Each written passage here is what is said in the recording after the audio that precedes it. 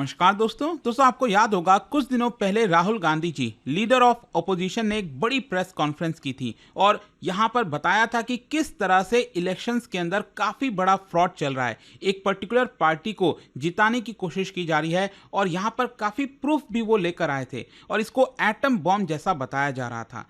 तो जाहिर सी बात है यहां पर ओनस अब इलेक्शन कमीशन के ऊपर था, इलेक्शन कमीशन को यहां पर जवाब देना था। तो कल जो है इलेक्शन कमीशन की पूरी टीम आई और यहां पर जो चीफ इलेक्शन कमीशन है ज्ञानेश कुमार, उन्होंने एक एक करके सारा जवाब दिया है। ये आप देख सकते हो यहां पर खबर, disrespect to constitution, election commission hits back at Rahul Gandhi's vote theft allegations. इसको थोड़ा सा हम डिटेल में जानेंगे कि आखिरकार जो जो आरोप लगाए थे राहुल गांधी जी के द्वारा उसको लेकर इलेक्शन कमीशन का क्या कहना था। जैसे हाउस नंबर में 0 लिखा है, एक ही व्यक्ति के कई सारे वोटर आईडी, उन सबको लेकर मैं आपको एक एक चीज बताऊंगा, काफी कुछ जानने को मिलेगा। चलिए आगे बढ़ते हैं, लेकिन उससे पहले आप सबको यह भी बता दूं कि आप में से जो भी लोग यूपीएससी की तैयारी कर रहे हैं हमारे बैचेस को अवेल कर सकते हैं, जिसके अंदर आपको एक्स्ट्रा डिस्काउंट दिया जा रहा है and by using this code Ankit live आप इसको अवेल कर पाओगे। कोई भी दिक्कत है, प्रॉब्लम है यूपीएससी कोर्स से रिलेटेड, ये नंबर दिया है, मेरी पर्सनल टीम आपको अच्छे से गाइड कर देगी, हेल्प कर देगी। चलिए शुरुआत करते हैं। सबसे पहला तो क्वेश्चन यही है कि ये सारा फेस ऑफ हो क्यों रहा है। यहां पर जैसा मैंने आपको बताया कि 7 अगस्त को राहुल गांधी जी ने बताया, आरोप लगाया कि सिस्टमैटिक तरीके से वोटर रोल मैनिपुलेशन किया जा रहा है। देखो, एक होता है कि आप वोटिंग करने जा रहे हो, लेकिन वोटिंग करने का अधिकार उन्हीं लोगों को है जिनका नाम वोटर रोल के लिस्ट में है। जैसे मान लीजिए 2 व्यक्ति हैं, एक व्यक्ति है जिसके पास वोटर आईडी है, दूसरा व्यक्ति है उसके पास भी वोटर आईडी है, दोनों के पास वोटर आईडी है। लेकिन चुनाव होने के पहले क्या होता है, जो इलेक्शन कमीशन है वो यहां पर एक वोटर रोल जो है वो जारी करता है, जिसमें नाम दिए हुए होते हैं कि कौन कौन लोग वोट दे सकते हैं। तो यहां पर ये जो लिस्ट है ना वोटर रोल की, उसके अंदर मैनिपुलेशंस के आरोप लगाए गए कि इसके अंदर डुप्लीकेट्स हैं, हाउस नंबर 0 हैं, तो ये सारे, और इसी की वजह से यहां पर 10 दिन बाद 17 तारीख को कल जो है chief election commission Gyanesh Kumar ji ने रिबटल दिया, मतलब उसका आंसर किया। अगर आप देखिए यहां पर जिस तरह से प्रेस कॉन्फ्रेंस किया गया था 7 अगस्त को, यहां पर पूरा का पूरा जो पन्ना है, पूरा फाइल जो है वो राहुल गांधी जी लेकर आए थे। और देखिए यहां पर उन्होंने क्या कहा था, पहले मैं आपको ये बता देता हूं। ये आप देख सकते हो, ये आपका सेंट्रल मतलब बेंगलुरु सेंट्रल की एक कॉन्स्टिट्यूएंसी, ये वाला जो आप देख रहे हो ना, ये बेंगलुरु सेंट्रल की कॉन्स्टिट्यूएंसी है। इसमें कांग्रेस और बीजेपी दोनों के बीच में टक्कर थी। ये 2024 के लोकसभा की मैं बात कर रहा हूं। तो इसमें अगर आप देखोगे तो यहां पर कांग्रेस पार्टी को 6,26,000 वोट मिले थे और बीजेपी को 6,58,000, और यहां पर मार्जिन ऑफ विक्ट्री कितना था, 32,000 वोटों का। लेकिन यहां पर राहुल गांधी जी का यह कहना था कि 1 लाख से ज्यादा तो वोटों की चोरी हुई है, मतलब अगर वो 1 लाख कांग्रेस को मिल जाते तो कांग्रेस जीत जाती। तो यहां पर एक्चुअली अगर आप देखोगे तो एक पर्टिकुलर असेंबली कॉन्स्टिट्यूएंसी, क्योंकि हम बात कर रहे हैं लोकसभा चुनाव की, तो लोकसभा में जो मेंबर ऑफ पार्लियामेंट का पूरा सीट होता है, एरिया काफी बड़ा होता है, इसके अंदर अलग अलग डिवाइडेड होते हैं जो असेंबली सीट्स होती हैं। तो यहां महादेव पूरा जो असेंबली सीट है वो वाला आप देखोगे तो इसके अंदर पर्टिकुलरली उन्होंने गड़बड़ी की बात कही और यहां पर बताया कि 5 तरह के वोट की चोरी हुई है। एक तो 11,965 डुप्लीकेट वोटर्स हैं, यहां पर फेक और इनवैलिड एड्रेसेस बताए गए करीब 40,000 के आसपास। बल्क वोटर्स, एक ही एड्रेस पर कई सारे वोटर्स हैं 10,000 के आसपास, मतलब कि कई ऐसे एड्रेस हैं जहां पर किसी पे 10 लोग रजिस्टर्ड हैं, कहीं पर 20 लोग रजिस्टर्ड हैं, एक सिंगल कमरा है वहां पर 80 लोग रजिस्टर हैं। इसके अलावा 4,000 जो है इनवैलिड फोटोज, मतलब फोटोज छोटे हो गए हैं, ब्लर कर दिए गए हैं। फिर इसके अलावा फॉर्म 6 का मिसयूज। तो कुल मिलाकर टोटल जो है 1,02,250 वोट्स की चोरी हुई एक छोटे से जगह में। तो इसीलिए राहुल गांधी जी का कहना था कि इसकी वजह से पूरे देश में सोचिए कितनी चोरी हुई होगी। अब मैं आता हूं कि इलेक्शन कमीशन ऑफ इंडिया का क्या स्टैंड। देखो, इलेक्शन कमीशन ऑफ इंडिया ने कल ये कहा एक तो कि वोट चोरी जिस तरह से बोला जा रहा है ये बहुत ही मिसलीडिंग है, मतलब ये हमारे संविधान को इंसल्ट करने जैसा है, पब्लिक ट्रस्ट को अंडरमाइन करने की कोशिश की जा रही है, क्योंकि इलेक्शन कमीशन ऑफ इंडिया की क्रेडिबिलिटी को आप क्वेश्चन नहीं कर सकते, हम न्यूट्रल प्लेयर की तरह काम करते हैं। यहां पर उन्होंने कहा स्पेशली बिहार को लेकर भी, बिहार पर भी कई सारे सवाल उठ रहे हैं, आप देख ही रहो कि स्पेशल इंटेंसिव रिवीजन किया जा रहा है तो उसमें ट्रांसपेरेंसी नहीं है। तो इसको लेकर भी इलेक्शन कमीशन का कहना था कि हम सभी पार्टीज को इक्वली ट्रीट करते हैं, और साथ ही साथ राहुल गांधी जी को बताया कि उन्होंने इलेक्शन कमीशन का जो डेटा है उसको मैनिपुलेट किया है और यहां पर पब्लिक की जो अंडरस्टैंडिंग है, पब्लिक सब जानती है कि सच्चाई क्या है, ये इलेक्शन कमीशन का कहना था। देखिए, अब हम देखते हैं कि राहुल गांधी जी का आरोप क्या था और उस आरोप को लेकर इलेक्शन कमीशन का जवाब क्या था। सबसे पहला राहुल गांधी जी ने एक जो बड़ा आरोप लगाया था, वो था large scale duplicates enable fraudulent voting. मतलब कि जैसे फॉर एग्जांपल उन्होंने यहाँ पर एक पीडीएफ में प्रूफ भी दिया था कि एक महिला है, उनका 2 बूथ पर, बूथ नंबर 341 एंड यहाँ पर एक और बूथ पर 2-2 वोटर आईडी हैं। ऐसा यहाँ पर इस तरह के कई सारे प्रूफ राहुल गांधी जी ने दिए थे कि एक ही महिला, उसमें बस आप देख सकते हो कि जो फेस है वो थोड़ा सा चेंज हो गया। मतलब महिला एक ही है, लेकिन दोनों में फोटोज अगर आप देखोगे तो थोड़ा थोड़ा फेस जो है वो आपको चेंज देखने को मिलेगा। तो ये बड़ा आरोप था कि एक ही पर्सन के इतने वोटर आईडी कैसे हो सकते हैं, मतलब अलग अलग बूथ पर जो है एक ही पर्सन कैसे यहां पर उसका नाम हो सकता है। तो देखिए, इलेक्शन कमीशन का जवाब था कि duplicate entries happen when people shift homes और register in multiple places. In fact मैं आपको बताऊं तो कल पूरा 1.5 घंटे की, लगभग 1 से 1.5 घंटे की कॉन्फ्रेंस थी इलेक्शन कमीशन की, वो मैंने पूरा सुना। और यहाँ पर देखिए, इलेक्शन कमीशन का कहना था कि ये 2 कारणों से वो होता है। एक तो यहाँ पर ये प्रॉब्लम थी, पहले थी, अब उसको रिजॉल्व भी कर दिया गया है कि आपने देखा होगा, पहले बात हो रही थी कि मान लो वेस्ट बंगाल में कोई पर्सन है, उसका एपिक नंबर है, जो वोटर आईडी नंबर होता है, एपिक नंबर जिसको कहते हैं। कोई बिहार में कोई पर्सन है, तमिलनाडु में कोई पर्सन, हो सकता है कि दोनों पर्सन का या तीनों पर्सन का जो एपिक नंबर है वो सेम हो। तो इलेक्शन कमीशन का कहना था कि ये पहले हुआ करता था जब चीजें डिजिटलाइज नहीं थी। तो यहाँ पर वेस्ट बंगाल में भी वही नंबर दे दिया गया, बिहार में वही नंबर दे दिया गया, एक ही अलग अलग पर्सन को।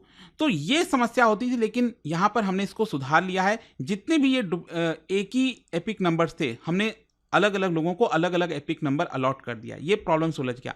लेकिन जो दूसरी प्रॉब्लम है वो ये प्रॉब्लम है कि एक व्यक्ति जो है उसके पास कई सारे वोटर आईडी हैं।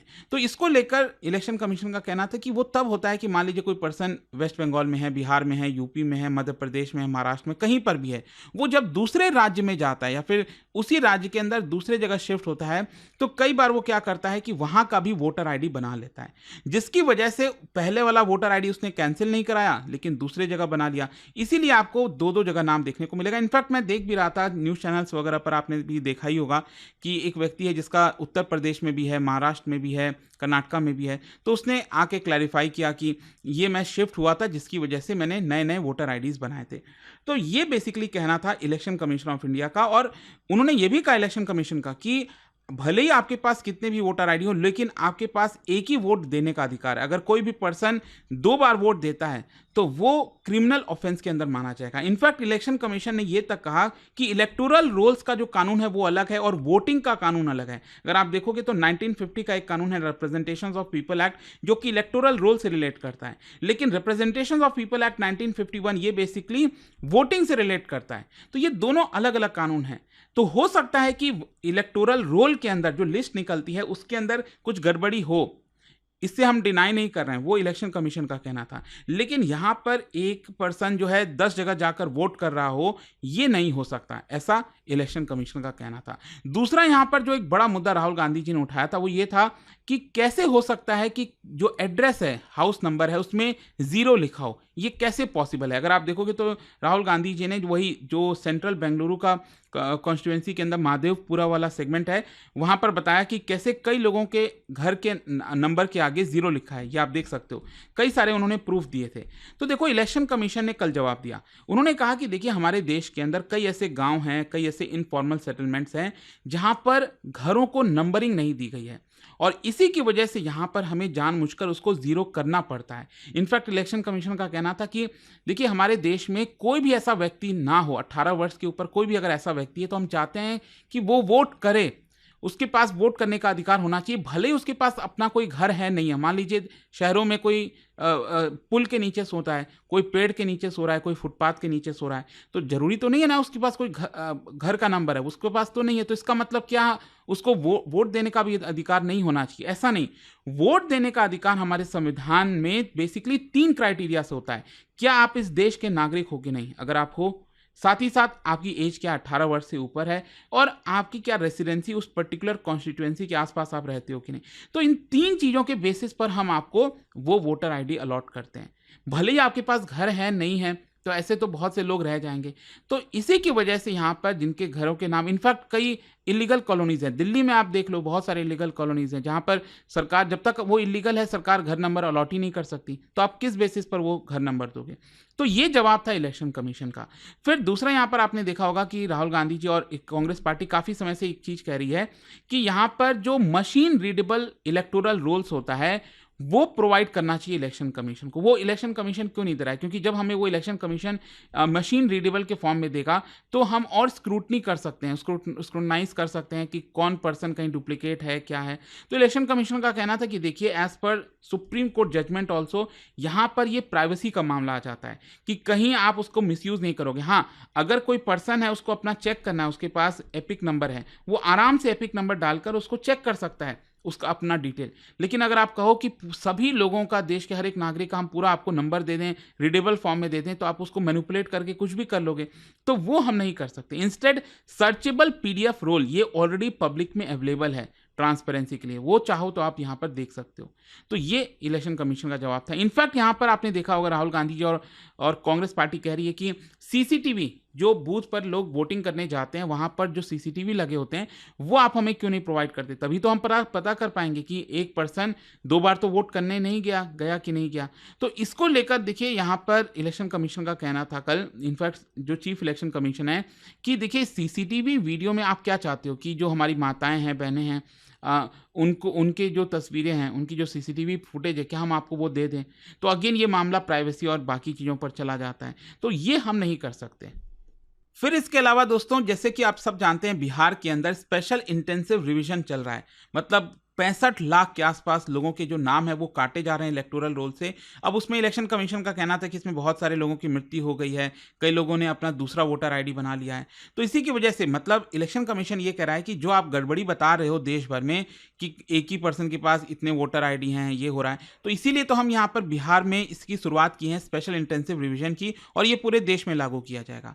तो राहुल गांधी जी का कहना है कि आप जो बिहार में कर रहे हो, यहाँ पर इलेक्शन के जस्ट पहले क्यों कर रहे हैं? तो इलेक्शन कमीशन ने कल जवाब दिया कि देखिए, 24 जून से ये प्रक्रिया स्टार्ट हुई और 20 जुलाई को खत्म हो गई, और यहाँ पर अभी भी 15 दिन बचे हैं। अगर आपको कोई डाउट है, प्रॉब्लम है, तो आप हमसे अप्रोच कर सकते हो। ये हमारी लीगल ड्यूटी बनती है कि इलेक्शंस के पहले इस तरह के प्रोसेस अपनाए जाए, और अभी मामला सुप्रीम कोर्ट में भी चल ही रहा है, आप सब जानते हैं। तो राहुल गांधी जी का एक और कहना था कि इसमें ट्रांसपेरेंसी नहीं है, लेकिन इलेक्शन कमीशन का कहना है कि देखिए, जो भी कुछ हो रहा है वो सीसीटीवी के मॉनिटरिंग में हो रहा है। यहाँ पर जो बूथ लेवल एजेंट्स हैं, मतलब हर एक पॉलिटिकल पार्टी के, बीजेपी, कांग्रेस, वहाँ पर आरजेडी है बिहार में, तो उन सबके बूथ लेवल एजेंट्स होते हैं, वो वहाँ पर साथ ही में रहते हैं। मतलब जब भी नया इलेक्टोरल रोल बनता है तो उन सबके सिग्नेचर लिए जाते हैं कि अगर आपको कोई प्रॉब्लम तो नहीं है, अगर आपको कोई दिक्कत है तो आप हमें बता दो।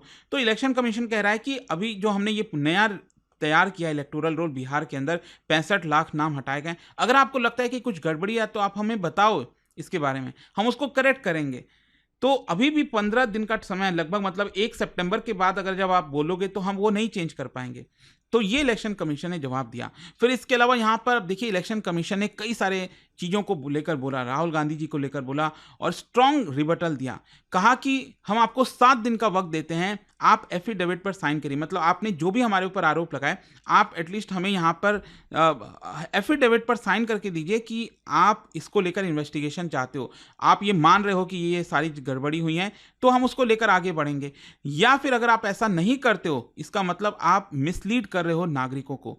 आप यहाँ पर या तो एफिडेविट दीजिए या तो देश के लोगों से माफी मांगिए। विदाउट एविडेंस आप इस तरह के आधार पर चीजें कैसे कह सकते हैं? साथ ही साथ चीफ इलेक्शन कमीशन ने रीअश्योर किया देश के लोगों को, कहा कि पब्लिक अंडरस्टैंड्स द ट्रूथ, और कहा कि यहाँ पर जो डेटा मैनिपुलेट किया जा रहा है राहुल गांधी जी के द्वारा, ये फॉल्स नैरेटिव क्रिएट करने की कोशिश की जा रही है। और इलेक्शन कमीशन की जो क्रेडिबिलिटी है वो इंटैक्ट है। इंडियन इलेक्शंस ट्रांसपेरेंट, इम्पार्शियल और कॉन्स्टिट्यूशनली गवर्नड होते हैं, यहाँ पर कोई दिक्कत नहीं होनी चाहिए। अब क्वेश्चन ये है कि व्हाट नेक्स्ट? देखो, अब ऐसा लगता है कि चीज़ें शायद इसी तरह से अब आगे बढ़ती जाएंगी, क्योंकि बिहार के अंदर अगर आप देखोगे तो यहाँ पर राहुल गांधी जी ने कल से ही वोटर अधिकार यात्रा, मतलब जो उन्होंने आरोप लगाया ना कि वोट की चोरी हो रही है, उसी को लेकर वोटर अधिकार यात्रा बिहार से इसकी शुरुआत कर दी है। आप देख सकते हो यहाँ पर जो आरजेडी और कांग्रेस का अलायंस है, लालू प्रसाद यादव, मल्लिकार्जुन खड़गे, राहुल गांधी जी सब स्टेज पे थे, इनफैक्ट तेजस्वी यादव भी थे। तो ये एक पूरा यात्रा निकाला जा रहा है एक तरह से, और कांग्रेस का कहना है कि हम लोगों को सचेत करना चाहते हैं कि आपके वोट को छीना जा रहा है। तो इस तरह की चीज़ें चल रही हैं, और आप सब जानती हैं भारत के चुनाव जब आते हैं तो क्या होता है। तो लेट्स सी आगे किस तरह से चीज़ें होती हैं, बट आपका क्या सोचना है इसको लेकर? जो इलेक्शन कमीशन का रिप्लाई आया, राहुल गांधी जी का कहना था, आप इसको लेकर क्या सोचते हो? मुझे कमेंट्स में जरूर बताइएगा, मैं उसको जरूर पढ़ूंगा। और जाने से पहले एक इंटरेस्टिंग क्वेश्चन, क्या बता सकते हो which of the following is correct regarding model code of conduct? ये 4 ऑप्शन है, इसमें से कौन सा करेक्ट है? और इसका राइट आंसर आप सब जानते हैं, मेरे इंस्टाग्राम पर तो मिलेगा ही, वहां पर अगर आप नहीं हो कोई बात नहीं, टेलीग्राम से ले सकते हैं इसका सही उत्तर। और दोस्तों, जैसा मैंने आपको बताया, अगर आप यूपीएससी की तैयारी कर रहे हैं, चाहे 2026, 27, 28 किसी भी साल का आप लेना चाहते हैं हमारे बैचेस को, आप ले सकते हैं। Again by using this code Ankit live आपको मैक्सिमम डिस्काउंट मिलेगा। ये फोन नंबर दिया, आप इस पे कॉल कर लीजिएगा, मेरी पर्सनल टीम आपको अच्छे से गाइड कर देगी। स्टडी IQ IAS, आपका सिलेक्शन हमारा मिशन।